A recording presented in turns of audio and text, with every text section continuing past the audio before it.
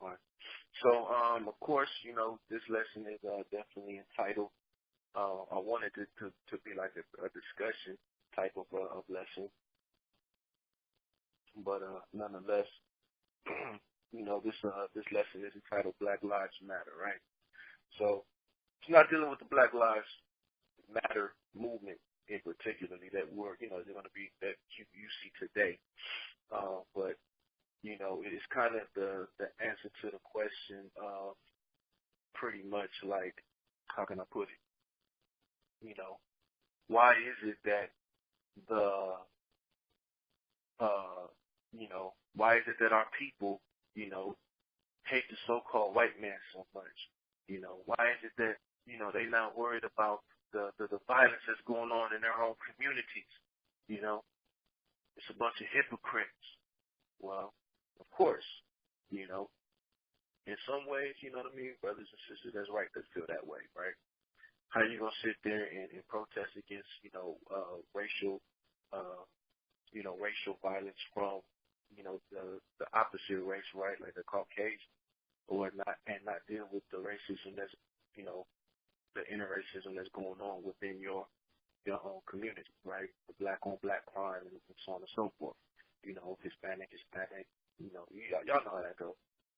But it's pretty much, I say it like this, man, it's deeper than that. It's deeper than, the black on black crime. It's deeper than that.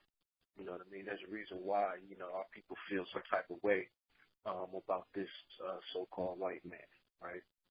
And for our people to actually literally understand that, they got to go into the understanding of the scriptures, man, and really truly acknowledge,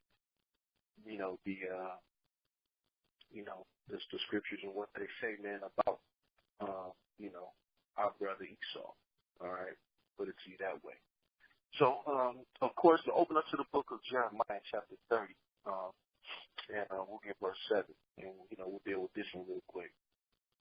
Because this is very, very important, man, for us to really search these scriptures now more than ever. Because remember, like it said in Isaiah 33:6, man, knowledge and wisdom shall be the stability of thy times, right? So at the time that we're in right now, man, this is what matters to us the most. So that's steady the way it should be. Please, definitely, man, really start hitting them books. Really start hitting these scriptures, man. More so than other books, but really start hitting this word and really start digging in it, because remember, this word is actually preparing us, man, for what's to come. All right, you're not gonna find a lot of the prophecy of what's to come in other books, right? Historical, scientific, whatever. But you'll find it here, man. And the Lord tells us to prepare ourselves spiritually. Physically, there's no way we can escape. But there is a way that we can prepare ourselves spiritually, right, and mentally. So it says in Jeremiah chapter 30, verse 7, it says, "Alas, for that day is great, so that none is like it. It is even the time of Jacob's trouble, but he shall be saved out of it." Right? So, of course, right now, we're just in the beginning of it, okay? The beginning of Jacob's trouble, man, even though Jacob's trouble has been going on for a long time, right? Even before the so-called, Black Lives Matters movement or anything like that. It's been going on for centuries, all right? Just the oppression, all of that, okay? But, of course, you see it's rapidly progressing now, in the earth. So, as he says, man, so that none is like it. So this is a time, man, where it's nothing like you're ever going to see before, you're ever going to read about in history, anything like that. All right. So it says, but he shall be saved out of it, right? So that means that Jacob is going to have, or the children of Israel is going to have salvation, come out of this situation. All right. So that's what, we definitely have to understand, man, about a lot of the things that's going on. Let's open up to Matthew 24 real quick. So we just read Jeremiah chapter 30 and verse 7. Now let's open up to Matthew 24. All right. Even Christ shows us a lot about what's going to happen, in these last days in particular, right? That the troubles and the things and the troubles and the things that we're going to see that's going to really just open up our eyes and show us that, like, look, now it's either now or never. It's either you repent now or you never repent, all right? So, of course, I want to read this in Matthew 24, and let's read verse 3. I'll start at verse 3.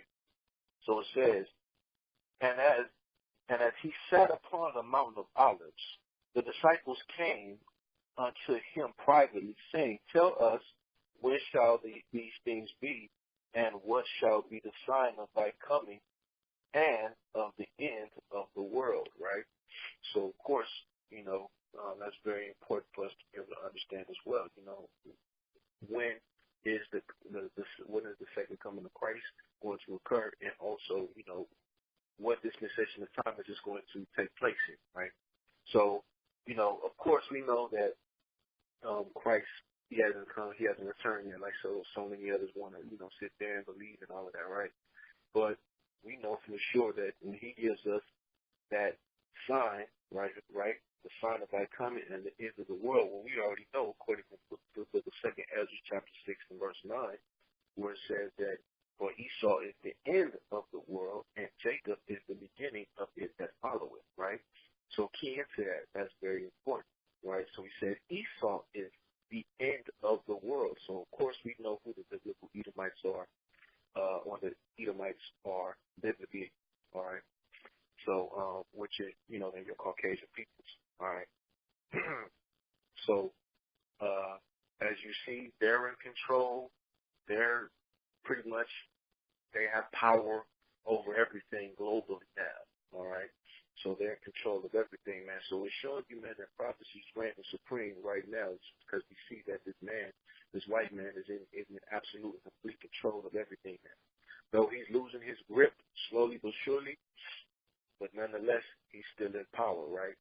The different factions of his, of his body or his nation, are still the superpowers of this earth, all right? So then you see it says that Jacob is the beginning of it that follows, right? So, of course, you see that the children of Israel are going to be the ones to return to absolute and complete power once the Messiah comes and sets everything in place, right? So, of course, that was verse 3. Now we'll continue reading verse 6. So it says, And ye shall hear of wars and rumors of wars, see that ye be not troubled.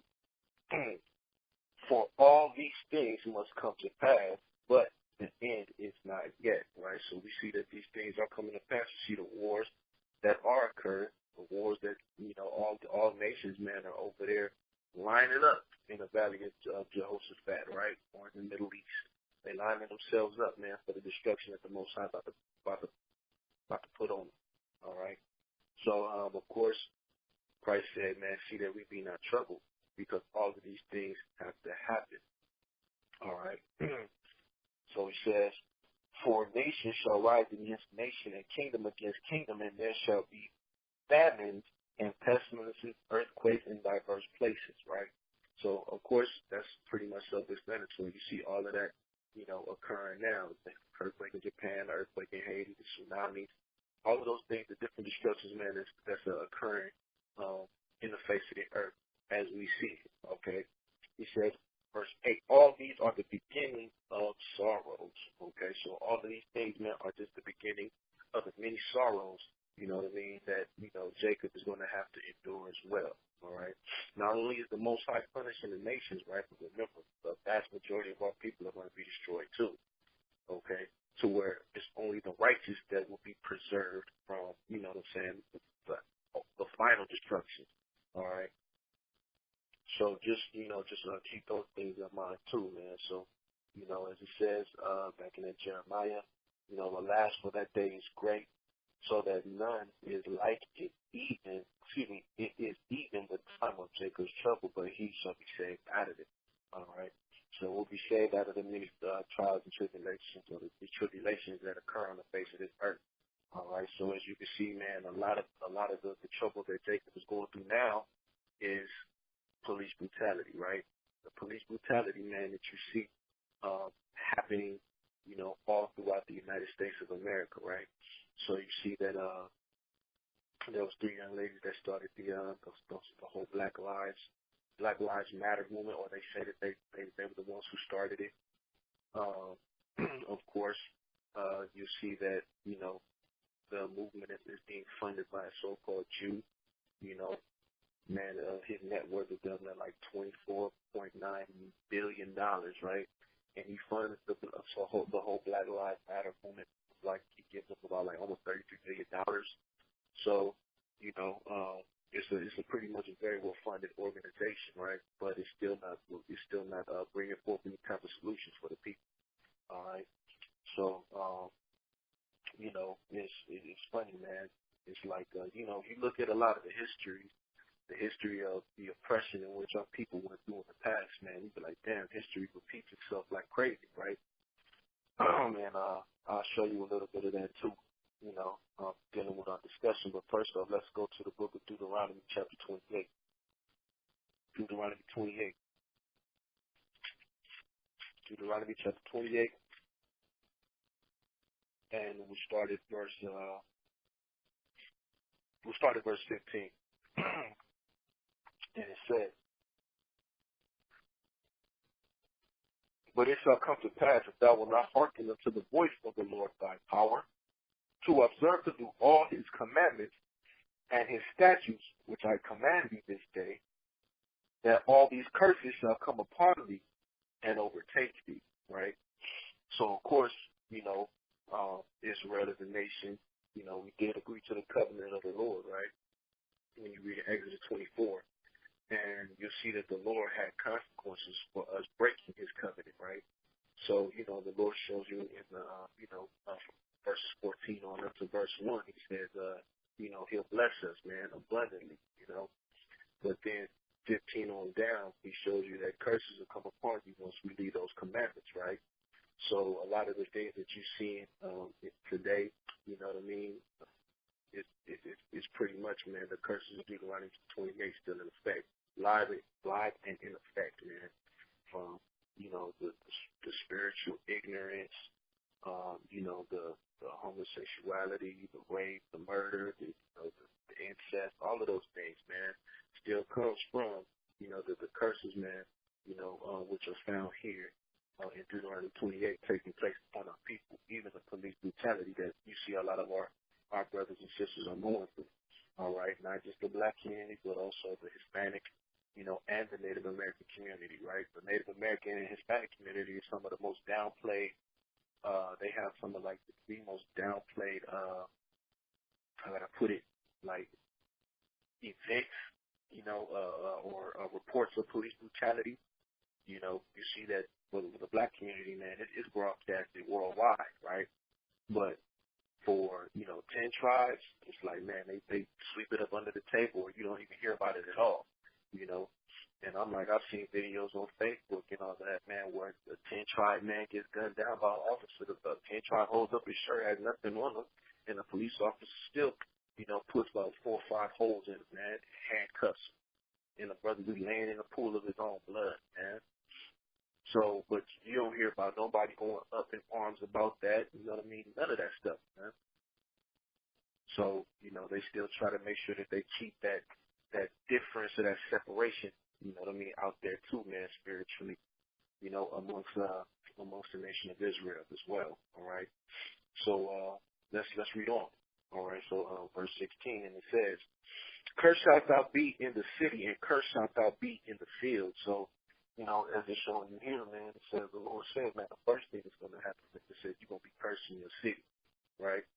And then he says you're going to be cursed in the field which represents the world, right? So, as you can see, there are many different things, man, that tie into being cursed in the city, from, the homelessness, you know what I mean? How is it that the blacks and Hispanics, man, have the highest rate of being homeless, man, in the United States of America, right? Especially out here in Los Angeles, you see that blacks make up almost, 9% of the population, right? But they have the highest rate of, homelessness, right, at 50%. Those are statistics that I do remember, right? And that's a fact. You see, and then you see Hispanics make up almost 33% of the population of here in Los Angeles, man, and they have the second highest, rate of homelessness, right? So, we can get into, the black on black crime, doing all of that stuff, man. Yeah, we still number one in that too. Police brutality, of course, it's not shown on a much broader scale like it is over there back east. You know what I mean? But it's like, of course it's still happening out here, man. Like I heard some things, about a brother, his son getting shot, son getting gunned down by the police. One of my, close friends, I remember him, he was brutally murdered, by the police, man. He was sitting on his porch, right? He went up the stairs and they shoot him in the back. So, that was on the news, but ain't nobody go up in arms about it. Ain't nobody protest. Ain't nobody go crazy or nothing like that, man. I remember seeing this funeral, not a TV news camera, no nothing, right? So, it's like the media picks and choose, man, what they want to sit there and broadcast, So, but it's just many forms of how our people are cursed in the city. The drugs, you know what I'm saying?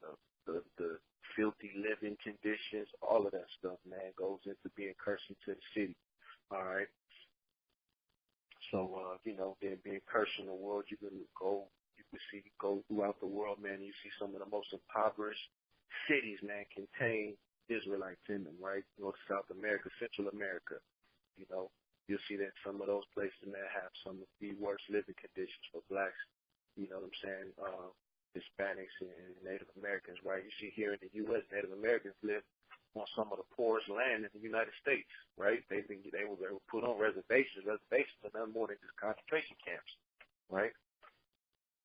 But and you see, man, Native Americans, they're left to their own devices. You know what I mean? They don't get no help like that. So it's something else, y'all. But of course, let's continue. So Deuteronomy chapter 28, and I want to read verse 65. I'm sorry, and it says, "Among these nations shalt thou find no ease, neither shall the sole of thy foot have rest, but the Lord shall give thee there a trembling heart and failing of eyes and sorrow of mind," right? So, of course, man, when you've seen, I'm pretty sure, man, some of y'all have seen this scripture, live and in effect, all right? Just like right now, man, our people ain't finding no ease in the United States of America. Only those who just sitting there wanting to be wicked and evil, you know what I'm saying, and sell out to Satan, man. But those who are really going through the struggle, going through, the oppression, losing their loved ones, all of that stuff, man, through race wars and all that stuff, or the race wars that's occurring, man, it's just ridiculous, man. That's why the Lord said He shall find no ease, amongst the nations. So wherever we're at, we wouldn't be able to call that place the place of our rest, because we'd be too busy, worrying about, man, the affliction that's going to come from these nations, man, and what they're going to do to us, right? So He says, "Neither shall the sole of thy foot have rest, but the Lord shall give thee a trembling heart, failing of eyes, and sorrow of mind." Trembling heart, being fearful, failing of eyes, man, and being sorrowful of the mind, depressed of the mind, like, damn, how am I going to get out of this? Are people going through all of that right now, right? Failing the eyes, meaning everything that you see, man, it's just a hopeless situation. Hopeless situation. And that's what our people are going through. They don't know what to do. They have no direction, man. The vast majority of them, yeah, you have those who are conscious and do and have a little knowledge, man, but, you have the vast majority of the rest of the population of Israel just still complete this question marks. Question marks. All right, so, definitely got to remember that too. You know, we ain't gonna find no ease here in the United States of America. This place, this country is not the land of our rest. We're waiting to be delivered out of this place, right? We're waiting for many of the other things in the prophecy that have to come to pass, man, for Christ to come and deliver us from this place, you know. So we're getting ourselves right. But yeah, at the end of the day, you know, it's like, man, many of our people still are suffering from this curse. All right. So let's bump up and let's read Deuteronomy 28:29. And it says, thou shalt grope at noonday as the blind gropeth in darkness, and thou shalt not prosper in thy ways, and thou shalt be only oppressed and spoiled evermore, and no man shall save thee. Right? So, as you can see, man, being spiritually ignorant, being spiritually blind, you know, all of those things, you know, would come upon us, right? And that's why, you know what I'm saying, we wouldn't prosper in anything that we would do, okay? And that's why, you know, the Lord said, man, that shall only be oppressed and spoiled forevermore, right? You're gonna be spoiled and oppressed until you get the heck up out of this place. So he says, and then he says, and no man shall save you, meaning that, you know, the various movements, man, that we didn't see, some of them, you know, we may read about here, but they have not been able to save us, man. Marcus Garvey, you know, yeah, them brothers have made an impact, right? But at the end of the day, you know what I'm saying, we're still here in America, captives, you know. Huey P. Newton, Bobby Seale, you know, brothers from the Black Panther Party, man, they made an impact, right, on the community, you know what I'm saying? I'm not downplaying none of the works that they've done whatsoever, you know, but still here in captivity. You know, people are still ignorant, people are still lost, brothers are still killing each other, you know, nothing has let up yet, right? Martin Luther King, you can go to many of the activists that you see that, and, you know, those brothers are just the ones that are very well known, that had the biggest impact upon our people, right? You know, what's his name, Elijah Muhammad, a.k.a. Bobby Poole, right? You know, man has a multi-billion dollar, you know what I'm saying, a religion, and yet nothing, no impact, no nothing. Still here in America in chains, right? Physically and mentally, okay? But that's what the Lord said, and what happened, you know? For our disobedience, he says that, man, you know, we will grope at noonday, as the blind gropeth in darkness, right? Meaning that you still have light. You still see everything clear as day, right? But yet, you're still in darkness. Your mind is still black. And you still see everything in obscurity, right? Or everything will be still obscure to you, all right? So, of course, man, that's definitely what happens to our people. But let's read some of this real quick, you know. I just wanted to go into some of the scriptures real quick and, you know, just pull up some things. And then we'll go back to the scriptures once I read some of this stuff to y'all. So, of course, you know, you can definitely look these things up, man. And I'm talking about, they have a list of all of the police brutality going on throughout the world, all right? But, you know, I wanted to focus more so on the brutality that was going on over here in America, right? So, of course, you know, I know many of you may be familiar with the early 90s. Of course, this was one of the, you know, violent scenes, man, that sparked a riot, right? So let's deal with this brother, right? This man's Rodney King, right? So March 2nd, 1991, Rodney King was beaten with batons and kicked by 4 Los Angeles Police Department officers. The 4 officers were charged with assault with a deadly weapon and found not guilty, right? So how often have we heard that verdict before? We find the defendant not guilty, right? And you see, man, everybody just goes up into a rage, into an uproar, right? So, of course, this was police brutality still at its finest. This was back in 1991, so this was like the early 90s, all right, the beginning of the decade and whatnot of that era. And he says, and those officers were found not guilty. Four of those officers, man, that beat this man damn near to death. All right. And it says they were found not guilty, prompting riots in L.A., all right, or Los Angeles. The four officers were tried in a federal court, and two of the officers were found guilty of violating King's civil rights, right? So now, wait a minute. Now, you see what happened there, right? So you see once the verdict was not guilty, you know what I mean? You see that our people, man, they were ballistic. They rebelled, right? And you see, man, when things don't go our way, you know what I'm saying, that we have the habit of course, rebelling. You see what I'm saying? Not only that, but when the oppression is too much for us, our people rebel, and of course we began to tear things up, all right? So as you can see, man, then you see that Esau had to go back and reevaluate the situation. Well, you know what, man, these niggas, they shouldn't here revolting again, man. We can't have this. They burn the businesses down, So I believe like the damages was damn near like for the LA riots was like almost like $40 million plus, right? So they said now the four officers were tried again in a federal court now, right? So the first time they were tried, they were basically found not guilty. So the second time they had to find them guilty. Now this is what the scriptures. Now let me show you something in the scriptures, right? Let's open up to the book of Luke. The book of Luke talks about this too. The book of Luke, verse 18, man. Christ, man, you gotta love the Messiah, boy. He gives us some in-depth knowledge of all situations, man.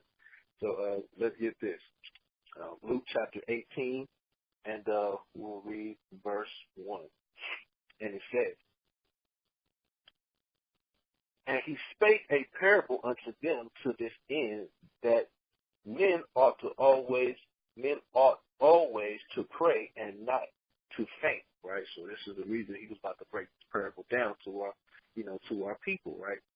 For this reason in particularly. You see what I'm saying? So remember, why do we pray? We pray to the Most High to do what? So that like I opened up with prayer earlier, for protection, right? For our enemies, not to triumph over us. David always prayed for that. He prayed for the downfall of his enemies, right? Well, let's read. So it says, verse 2, Luke chapter 18, verse 2, saying, there was in a city a judge which feared not God, neither regarded men. Right, so the judge, okay, so the judge we know that we see today is Esau. All right. So remember, this is his judicial system, his system which is set up, all right. And he says he feared not God, neither regarded men. So this Edomites, they don't fear God whatsoever. They don't even believe in God like that, right? Neither do they regard men. So remember, when you're dealing with Edomites or Caucasians, man, you're dealing with complete psychopath. All right, look at the term psychopath, and you'll see what I'm talking about. Verse 3, and there was a widow in that city, and she came unto him, saying, avenge me of mine adversaries. So you see that this widow in that city, she came unto him, saying, avenge me of mine adversaries. But wait a minute. The scriptures say Israel is a comely and delicate woman, right? According to Jeremiah 6 and 2, Zion, the Lord sees Zion as a comely and delicate woman, right? So this widow woman that you're reading about here, this is Israel. All right, let's just put it like that. So it says, and there was a widow in that city, and she came unto him, saying, avenge me of my adversary. So this is what Israel wanted, right? They wanted to be avenged, man. They wanted justice for the incidents that are happening, right? So let's read on. Verse 4. He would not for a while, so he wouldn't avenge the situation for a while, right? He says, but afterward he said within himself, though I fear not God nor regard man, yet because this widow troubleth me, I will avenge her, lest by her continual coming she weary me. Right? Now check that out. So how can we put that together with today? How can we place a parable, together with today, right? So as you can see, the woman, right, which is Israel, okay. So now you see our people, they sitting there, man. They looking for justice, right? Alton Sterling, right? Terrence Clutcher, T. Scott, you know what I mean? Trayvon Morton, Jordan Davis, Michael, Eric Garner. You know what I'm saying? Michael Brown, all of these brothers, man, our people was looking for justice, right? But what did they get every time out of the situation? Nothing at all. Officers wouldn't get punished whatsoever, right? Or they get a slap on the wrist and do like a few months and then they get released. That's a spit in the face. That's why it says, man, that he would not. So he wouldn't even avenge this woman. So you got Israel coming to their oppressor, man, seeking justice, right? But he's like, he don't give a damn about that. He don't even regard them. He don't even care, right? So then he says, he will not for a while. He said, but afterward he said within himself. So now this is the man that was this white man's rethinking things, right? Because now he sees that these people are pissed. And that they're causing trouble, right? They're stirring up a ruckus. You see what I'm saying? So now you see what we read here in the 1991 beating of Rodney King, right? When those officers did not get the proper charges brought up on them, what did the people do? They rebelled. They began to tear up the city, man. It's like, man, we hunting down every single white person we see. We gonna bam, right? Reginald Denny style. You can look up Reginald Denny for those who don't know about Reginald Denny. Poor Reginald.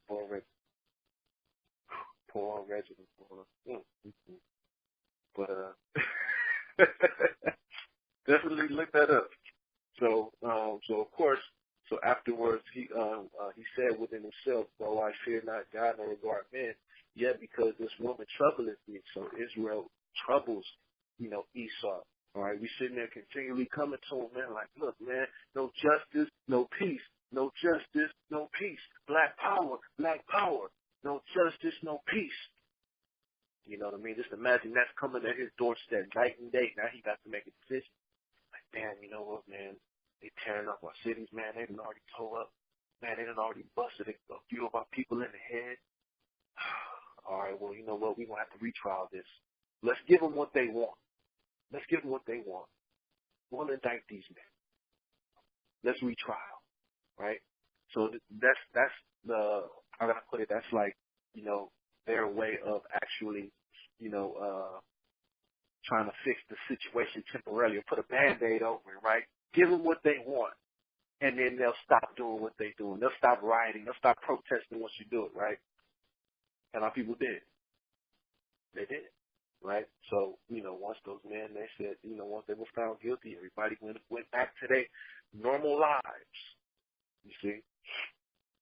So now, here go another one. All right, let's read about another situation. So I hope everybody has some understanding from that. That is a very good parable in which Christ laid down, man, about the situations and the events that's going on today with our people protesting and stuff like that, right? And the decisions that the courts make behind closed doors about, the trials and things of that nature, right? So you see that they'll sit there, they'll put some away, right? But they won't put all of them away, right? Maybe the ones that you've seen on social media, man, that they've blown up big time, they're not gonna put those officers away. You see what I'm saying? But then it's the ones that you may hear about every now and then. Those are the ones that they'll arrest and throw their behinds in jail, man. Really, they don't do no time no way. All right, but nonetheless, let's move on. So, of course, this is another brother. So this happened in New York. All right. So everybody remember Eric Garner, right? So let's find out if Eric Garner was the only one that died by a chokehold. So this is on December 22nd, 1994. Anthony Bay was fatally choked by a New York Police Department officer, Francis Lovety, if I pronounce his name right, in the Bronx following an altercation with him, right? So basically from what I had read and researched about the whole Charlotte situation, right? Mr. Bays was playing catch. They were playing a game of catch, I guess, with his brother. And what happened was that, his brother threw the ball and it hit the officer's car. He didn't intentionally mean to hit the officer's car, but he did, right? So Officer Francis ended up getting out of the car, man, and he was trying to bring up some bogus charges on his brother, right? So then they ended up arresting. So when Mr. Anthony Baez had confronted the officer, they ended up arresting him, right? And there was an altercation that ensued, right? So of course, he's resisting. He's pulling away. He's trying to get away from him, right? And the next thing you know what I'm saying, the officer comes behind on Francis and then literally chokes the life out of him. They literally choked the life out of that man. They killed him. The same way that you see what happened to Eric Gardner, right? Brother was handcuffed and they killed him. Cold, real cold, man. So of course, this is what happened. So it says, so there was no conviction on the officer, right? And then they had reopened the whole trial, right? Then they imprisoned the officer, all right? So you had almost like down there, 94, 94, 95, 96, 97, 98. So you had like almost 5 years that this man was walking around free without charges, right? Cold game, man. So it was almost close to that 7.5 years. So, then, of course, they took it to federal court and, they brought the charges up on the officer that killed the man, saying that they violated his civil rights, right? After the fact. The man's been dead in some of the 7-some years, man, before y'all even thought about that. But that's what happens, man. So you see that there was long protests, all of that, man, for a long time about this brother, man. And they ended up saying, all right, well, we're going to revisit it because Israel is starting to wake. Israel is starting to become a menace again, and that's what happens, all right? So Esau understands that. Esau said, all right, we'll give them what they want just to shut them up, But now, it seems like it's an entirely different story now. Esau, he's like, not back down. He's like, man, they saying like, look, yeah, he did it, but we ain't gonna do nothing about it. We don't care. You can protest and riot all you want. It's not hurting us. You're just giving us more of an opportunity to pull out the big guns on you, to lock your butts up in the internment camps, to kill many more of you. So that's why, man, our people definitely have to organize themselves and be more circumspect, man, about their dealings, man. Remember, their lives don't matter in the eyes of this psychopath, right? And you'll see why, right? So, of course, let's go to the book of Ecclesiastes, chapter 5. Ecclesiastes, chapter 5. Ecclesiastes, chapter 5, and we'll get verse 8.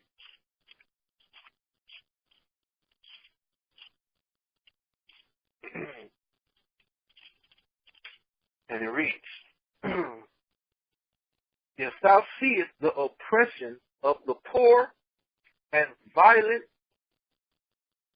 perverting of judgment and justice in a province, marvel not at the matter, for he that is higher than the highest regarded, and there be higher than they, right? So basically what the scripture or the verse is saying is that, if you see the oppression of the poor, right, and you see that, judgment is being perverted, you know what I mean? So oppression of the poor, right, like the brothers that were killed, right, and their families, being oppressed by the situation, you know what I'm saying? And you see that, that judgment is not being upheld the way it should be. He's like, don't marvel at it. Don't be surprised that this is happening, right? So this is what happens, man, when, you're a part of a system that is not after the system of the Most High, right? So, of course, Esau did use a lot of the policies of the Bible, or the laws of the Bible, right? But, he began to go left field with a lot of his laws, okay, form of loopholes and all of that stuff. So, of course, that's what happens, man. So when you see it in a province or like a city, he said, don't marvel at the matter, man. Don't be surprised that this is happening, But just know and understand, man, that there's somebody that's higher than the official, man, that's judging the situation. See, and that is the Most High, So that's what the scripture, what I'm saying, is pretty much saying. All right. So we have to be aware of that, man. Like, look, this, this is what's happening. All right. This is Esau's system, man. He's going to judge it and govern it how he sees fit. All right. But we know at the end of the day, man, the Most High is also, higher than him in judgment. Okay. So he can use this so-called white man to do certain things. Okay. So we can't never forget, man, who's the mastermind behind, the maniac. All right. Of course, let's go here now. So let's hit this. Let's go to the book of Genesis now. Genesis chapter 41. So I just wanted to show y'all this real quick. Genesis 41. So why is it that, our people, man, are so, held in on this, white man killed, white man killed this, that, right? Well, there's a reason why. You see what I'm saying? That's why I say it goes much deeper, man, than a lot of people think. You know what I mean? And once we read this, you'll actually see why. All right? So now let's read this in the book of Genesis chapter 27, and we'll read verse 41. And it says, and Esau hated Jacob because the blessing wherewith his father blessed him. And Esau said in his heart, so remember what the heart is, right? He's saying this within his mind, right? So it's basically, this is marinated within his mind, and filtering into his soul, okay? And he says, the days of mourning for my father are at hand. Then will I slay my brother Jacob, right? So he said, then will I kill or I will murder my brother Jacob. So this was in this man's heart and in his mind, and it resonated in his spirit, right? And it carried all the way through his feet. Well, let's find out. Let's go to the book of Amos. We kind of been over these before, but I just want to get an understanding. I'm trying to understand, man, why. So when people bring up that, why, why they not worried about the black on black crime? Well, let me tell you something, man. It goes much deeper than what you think it is. It goes much deeper than black on black crime. Yeah, of course, we have a problem with that, but at the end of the day, you know what I mean? We have a common enemy. And our enemy is the one who's watching us, and he hates us more than we hate ourselves. But let's read this. In Amos chapter 1, and I'm going to read verse 11. All right? And it says, thus saith the Lord, for 3 transgressions of Edom, and for 4, I will not turn away the punishment thereof, because he did pursue his brother with the sword, and did cast off all pity. And his anger did tear perpetually, and he kept his wrath forever. So, he says, so the Most High, man, he knows. Right? Remember, the Most High is not worried about, what's on the outside. Remember, the Most High, he knows what's going on the inside of you, right? So as he said here, he's like, he pursued his brother with the sword, right? And did cast off all pity. So all mercy, Esau didn't have any mercy for his brother Jacob. And his anger did tear perpetually, right? Perpetually meaning basically forever, right? It's always been in him. And he kept his wrath forever. And he kept his wrath forever. Well, guess what? He still hated his brother, man, from Genesis chapter 27 and verse 41, right? He said, then I will slay my brother Jacob. He said, then I will kill this man. The only reason that when Jacob saw his brother Esau had no ill will or intent against Jacob at that time, was because he prayed to the Most High, man, to deliver him from that situation, right? So the Most High protected Jacob, you see? from the wrath of his brother Esau, to where it didn't affect Esau, all right, but it still carried within his children. The hatred that he had carried within his very seed. And then as it passed on, you see, like when our forefathers coming out of Egypt, they were wandering in the wilderness. When they saw Amalek had hatred against Israel. Off top, then you see they went towards the gates of Edom. They like, let us pass through your land. They was like, hell no, you ain't coming through this place. Closer, and the more Israel stayed on there, the more they was ready to go forth to war with the Israelites. That's when Moses was like, all right, we pushing ourselves back. Let's get out of here. Get out of here. They want to kill us. So the hatred has always been there. Always been there. It's been perpetual. All right, from the time, man, Esau determined this in his mind, man, that he wanted to kill his brother. All his seed did was just fulfill it. That's it. All the way up until now, man. That's why it's deeper than, black on black crime, man. That's why our people have that, like, damn, man, that, like, the hell with this man. You know what I mean? Even though you have some of those men that ain't even solid on the history of slavery and all of that, man, but they know there's something in their spirit that tells them, like, this man is evil. He's wicked as hell. And I need to destroy this man. And it's the same way even for them. For Esau, right? For some reason, they're like, man, I just hate these bastards. I hate these niggas. I can't stand them. They probably ain't never sat down with one, right? But it's just in their spirit, man, to where they just completely just hate. They hate us. They hate us, man. Like I said, it's deeper. It's completely deeper, man. And, you know what I'm saying? Than what TV makes it, man. The scripture shows us that it's a lot deeper, right? So, of course, Obadiah 10, Obadiah verse 10 says, for the violence against thy brother Jacob, shame shall cover thee, thou shalt be cut off forever. So, talking about that violence, man. They literally hated Jacob. That's why they had no problem spoiling, oppressing, raping, murdering, pulling all people apart. They had no problem with that. They had no problem enslaving people, man. Psychopaths, right? Even in Psalms 137, verse 7, man, it talks about, remember, O Lord, the children of Edom in the day of Jerusalem, who said, raise it unto the foundation of, right, thereof.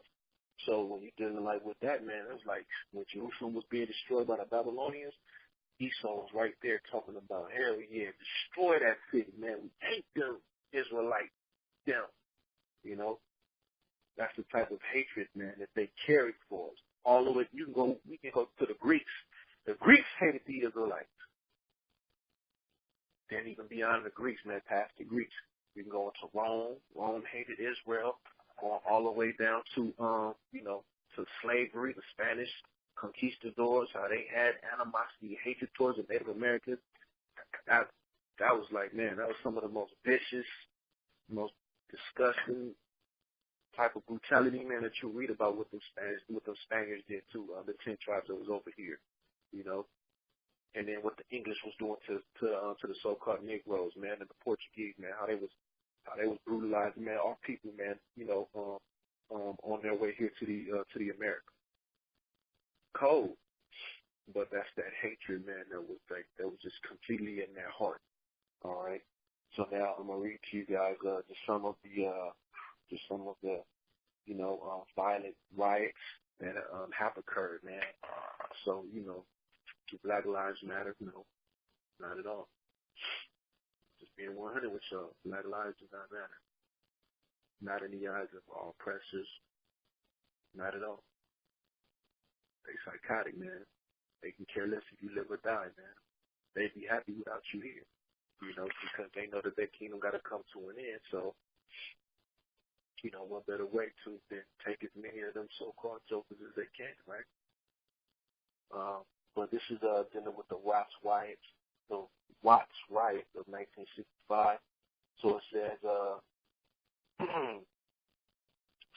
me just read a little bit of it. So it says, the new Voting Rights Act of 1965 had no immediate effect on living conditions for poor blacks.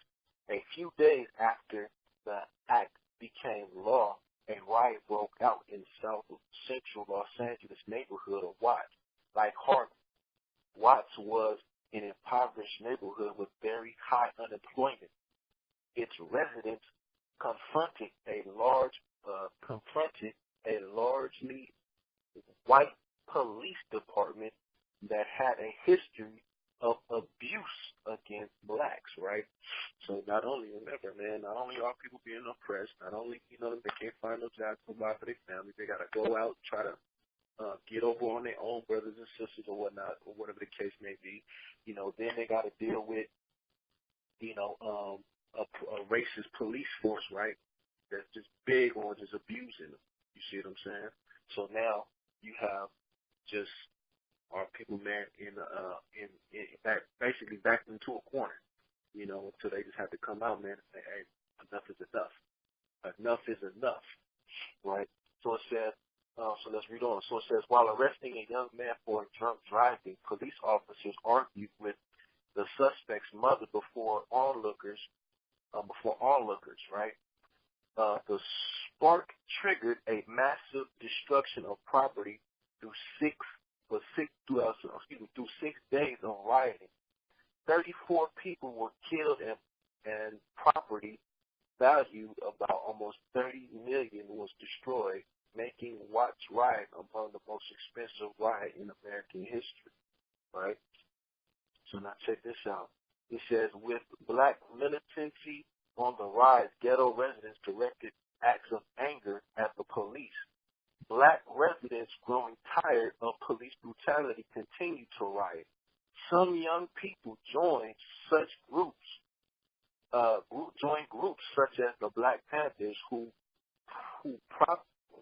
popularity was based in part of the reputation for confronting police officers. Riots among blacks occurred in 1966 and 1967 in cities such as Atlanta, San Francisco, Oakland, Baltimore, Seattle, Tacoma, Cleveland, Cincinnati, Columbus, Newark, Chicago, New York City, and specifically Brooklyn, Harlem, and the Bronx. And the worst of all in Detroit. So, as you can see, man, once rioting starts in one place, man, it becomes like a wildfire, man. In many other places, right? So, when you're dealing with like the Black Panthers, right? The Black Panthers, they basically formed, of course, with Huey P. Newton and Bobby Seale. These brothers, they wanted to make sure that, they took care of their people, right? They protected their people. So what they did was they formed the Black Panther Party, and they began to police the streets. They began to police their streets from the police, right? So they would go around, make sure that police officers wouldn't be oppressing, other black men or anybody, all right? So that was like one of the, the basis of, their foundation. And so many of those people, many of the brothers and sisters, man, that were rioting, it's like, man, well, you know what, we want to go into a positive direction. So they began to join, militant groups like the Black Panther Party, So, so it's crazy, man. So the confrontations, just to confront the policeman and they BS. But you don't see that happening right now. You don't see that happening. Yeah, you see some of the groups, some of the groups out there, they still do it, and they're trying to bring it back. But at the end of the day, that's not going to help, pretty much. It's not going to help. Just keep it 100. I can give an explanation another time. But, of course, so it says in 1966 and 67, riots was breaking out, man, all across the country, man, in black cities, So they showed you, man, all of the, the ghettos, the impoverished cities, man, riots were sparking all over. It's all sparking all across the country, right? So it said the worst of all was Detroit. Let's check out what happened in Detroit. So this is the Detroit riot of 1967.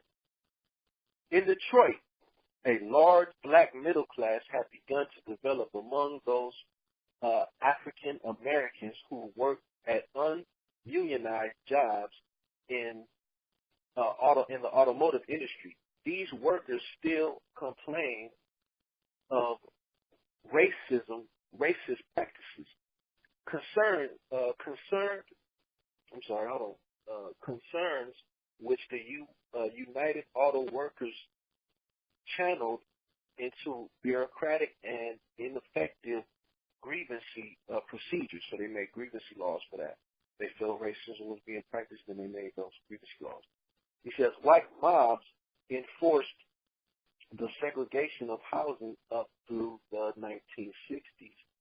Upon learning that if a new home buyer was black, whites would congregate outside of the home picketing, often breaking windows.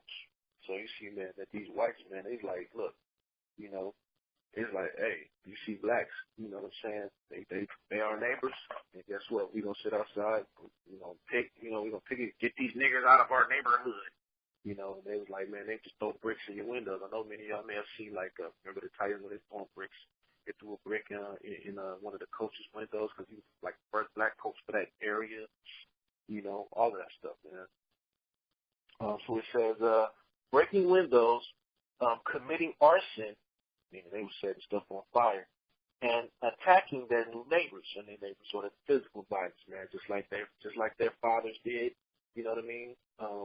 After slaves were freed, right, they would go and they would start beating up on slaves, man, that was just trying to make a living.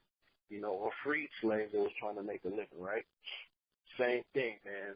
Same spirit. Still there. If they could do it today, guess what? They would do it. You know what I mean? But they have to do it by the means of behind a badge and policy. You know, to go into your house, pull you out, and beat you down and kill you, right? So he says, blacks who were not upwardly mobile were living in standard conditions, subject to the same problems as African Americans in Harlem. All right, so those who weren't as well off as the middle class blacks, you know, the middle class blacks still have problems, right? But you know, the ones who were, you know, still at the bottom of the barrel, man, you know, in the living conditions, they still had problems. So it says, when white officers shut down an illegal bar and arrested a large group of patrons during the hot summer, furious residents rioted. Blacks looted and destroyed property for 5 days, and the National Guardsmen and federal troops patrolled in tanks through the streets. Residents reported that police officers shot at black people before even determining if the suspects were armed or dangerous. After 5 days, 43 people had been killed, hundreds injured, and thousands left homeless. 40 to 45 million worth of damage was caused. So just take that out, man. Detroit became a war zone. Became a literal war zone. All right, that's why I said it was the worst, right? So, you know, I'm like, it's a trip, man. As you can see, man, as we read in here, you know, they had to call in the guardsmen or the National Guard or whatever they call them, federal troops, man, just to patrol the streets, right? What does that sound like now? They're doing the same thing right now, today, in those neighborhoods, right? Louisiana, they're doing all of that. All right. So, and then it said, like I said, the thing that tripped you out the most is that, you know, they said suspects were, they was just shooting people. You know, you could have just been walking down the street, minding your business on your way to work, man, and they just blast you. Just because they didn't, you know, just because you was black, right? So, like, that's why I said, man, they would shoot you, man, before they even determined if you were dangerous or not. Same thing that they doing now. They shooting and killing you. They don't even, you ain't got no gun on you. Your hands is up. Your hands is literally up, so they can see your hands and they just pop, pop, pop, pop. That's it. That's what happened, man. That's what they said. 43 people were killed, hundreds injured, thousands were left homeless, man. Thousands were left homeless. But definitely look at the Detroit riots, all right, 1967, man. There's a little bit more detail to it. I'm just skimming through the best part, all right, or, you know, parts that you know, that I needed to go through. Of course, you know, the next one is like the Black Panther Party. You know, they talked about, you know, it talks about how they became active or whatever, how long they were active.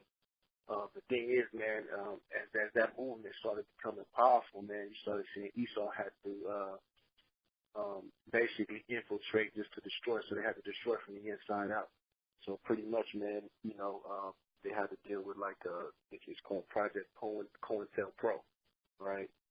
So basically, what that did was, remember, it was started by FBI leader J. Edgar Hoover, right?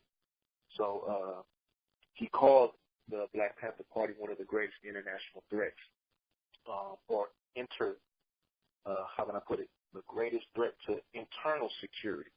I'll say it like that. Internal security, that the country has seen, right? So that's when they had to basically, launch the Project COINTELPRO. Originally, it was for, groups in the U.S., but it was like for those who were on the outside, the nations that were spying and all of that stuff, right?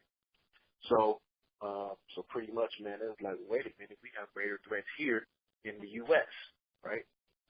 So, of course, man, they use surveillance. Remember, they use surveillance on us now. They got cameras in the phones, in your laptops. You know what I'm saying? That's how they surveil you. You don't think they know that you're a black Hebrew Israelite or a Hebrew Israelite? You don't think they know that? They know that, right? So he says infiltration. They infiltrate Israel right now. They got men teaching you that the full moon is the new moon, right? Mm-hmm. Infiltration. Perjury, police harassment, and many other tactics designed to determine the Panthers' leadership, right? To undermine the Panthers' leadership in criminal activity within the party, discredit and criminalize the party, man. So those are all of the methods in which Esau used to actually destroy the Black Panther Party. That's what they did, man. They seen that this party was just it was too powerful. Our people were organized. You had brothers, man, that actually had a heart that was willing to help their people. You know what I mean? They want to say Huey P was on drugs and he did this, he did that, man. Well, that still doesn't lessen the fact that this man was for his people. He wanted to protect his people because he was tired of seeing his people brutalized. And these brothers was young doing this. All right. So you see the government had to step in there and basically just destroy it from the inside out. They infiltrated that group and just completely destroyed it. All right, and that's why you see it lasted from like the 60s all the way to about the early 80s, and then that was it as far as it being like a, international powerhouse, right?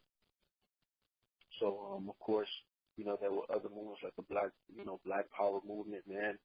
I'll read this part right here. So it says, Black Power was made most public.